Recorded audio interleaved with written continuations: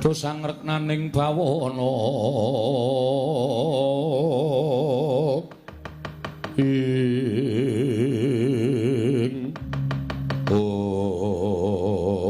jagat pasisaning ubot ora wayah tur jagat Praconawati nyuwun pangapunten panjenengan sinten ditepungake wayaku pujangganing para Pandhawa nalindra ing Dwarawati Prabu Kresna kuwi ya aku patobat panjenengan sinuwun Prabu Sri Bathara Kresna iya wonten menapa dene madukun dangu kalian kula Praconawati kula wonten paring adhawuh kowe ngerti ora pustaka Jamus Lima Sada kuwi apa inggih sedherepipun kula namung saged nyebataken nanging dereng saged nyumurupi kados menapa wujudanipun lan kowe tak kandhani ora mung wujudane nanging dayane pustaka Jamus Lima Sada kuwi ora kaya sing mbok gagas dayaning pustaka Jamus Lima Sada kuwi ndayani marang uripe para Pandhawa lan ndayani marang uriping para kawula sak negaring Amarta. Yen to para Pandhawa koncatan pustaka Jamus Lima Sada kuwi bakal apes jurite tegese bakal pepes bayu kang tapis ora duwe kekuatan. Semono uga bakal ngembet marang uriping para kawula sak negara Amarta. Mula yen to ratu Gustimu Prabu Pracunadewa bakal nyuwun ngambil pustaka Jamus Myang Jimat Lima Sada. Nata Ndarawati mesthekake lamun dening Kyai Prabu Darmakusuma ora bakal diparingake. Merga yen to negara Ngamarta koncatan pustaka Jamus Lima Sada tan murunga negara Ngamarta uga bakal rusak bubrah slangkrah ora karo-karuan.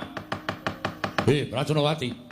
Kula wonten paring adhawuh panjenengan sinten? Aku Nata Mandura Prabu Baladewa. Kadange Werda, kadang-kadangku para Pandhawa. Apa sing ndengekake dening Kyai Prabu Kresna kuwi kabeh apan kepara nyata. Lan kowe matur yen to bakal nyuwun ngambil pustaka Jamus Lima Sada. Kowe matur yen to bakal dadekke tumbal tegese pustaka Jamus Lima Sada kuwi engko ora bakal bali marang Praja Ngamarta. Merga dinggo tumbal kuwi apik-apike mung dipendhem. Mongko yen wis dipendhem ora bakal bali marang negara Ngamarta. Mula wurungna ngono bakal nyuwun pustaka Jamus Lima Sada. Ora bakal diparingake dening Kyai Prabu Darmakusuma. Lan upama kowe ngenteni kaya dene ngenteni Sliming Palawa Gabus kumambang ing Sela Kresna, merga ora bakal klakon penjangkamu. Raconawati.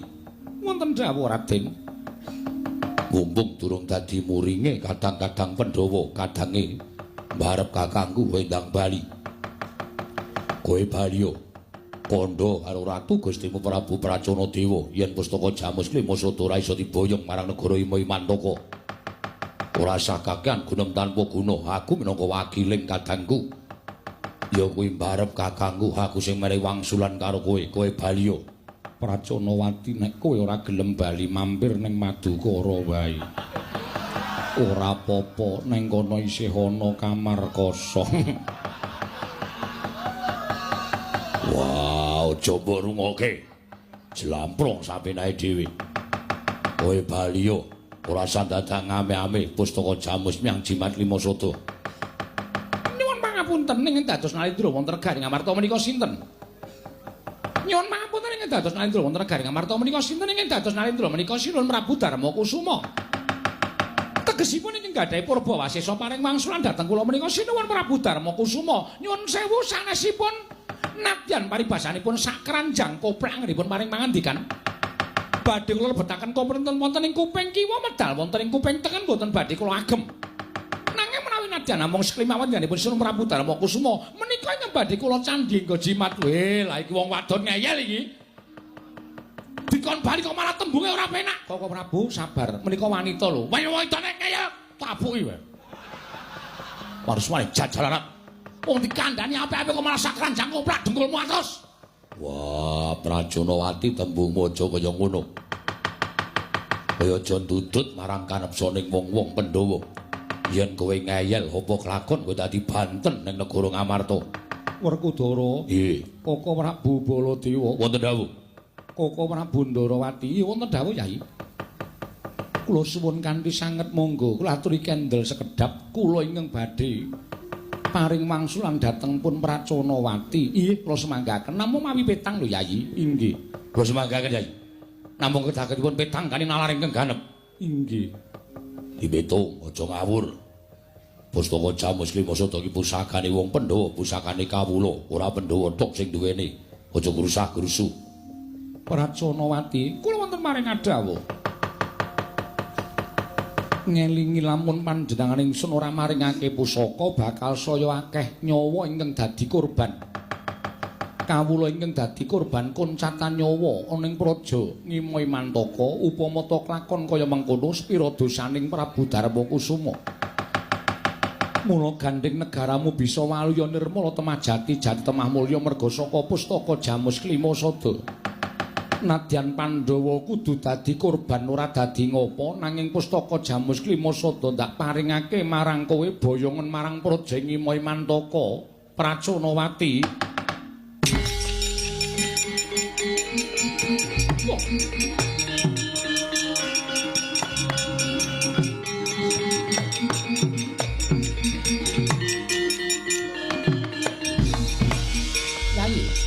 Kula nyuwun pangapunten sampun ngantos kinten kula menika badhe andhuwa dhateng kepareng paduka namung kula aturi metang mawi nalar ingkang ganep menapa mboten ateges paduka menika ngurbanaken dhateng paduka piyambak tuwin para kadang Pandhawa mboten namung para kadang Pandhawa nanging panjenengan sampun ngurbanaken dhateng para kawula sanegari Ngamarta jernyatanipun pustaka Jamus Klimasada menika dados panggesanganipun para kawula sanegari Ngamarta panjenengan ora tega karo patine wong Ngimoi Mantaka ning sampean mentala karo patine kawula sampean dhewe. Wah, mbarep. Aja waton ngawu-gawar ngawur. Monggo kowe dicacat dening para kawula sak negara Ngamarta. Ratu sing ora iso menehi pengayoman. Kowe pusakane wong Ngamarta tok penehake karo wong kono-kono. Koko Prabu, wonten dawuh. Koko Prabu Baladewa wonten dawuh. Werkudara. Nggih. Menapa Koko Prabu tasih ngakeni bilih kula menika nalindra ing Ngamarta. Inggih tasih Koko Prabu Baladewa tasih pitados kula menika nalindra Ngamarta. Tasih. Werkudara isih percaya aku ki kadang mutuwa. Nggih. Menawi tasih monggo kula aturi mendel sedayanipun. Kula nalindra Ngamarta ingkang badhe paring dawuh dhateng pun Pracanawati. Nuwun sewu Yayi, kula badhe kendel. Namung kula aturi metong dhateng aturipun ing Raka Indrawati. Nggih, kula badhe kendel. Ning kedahipun Kyai Prabu metang dhateng menapa ing sampun kelampah menika kala wau mangke badhe damel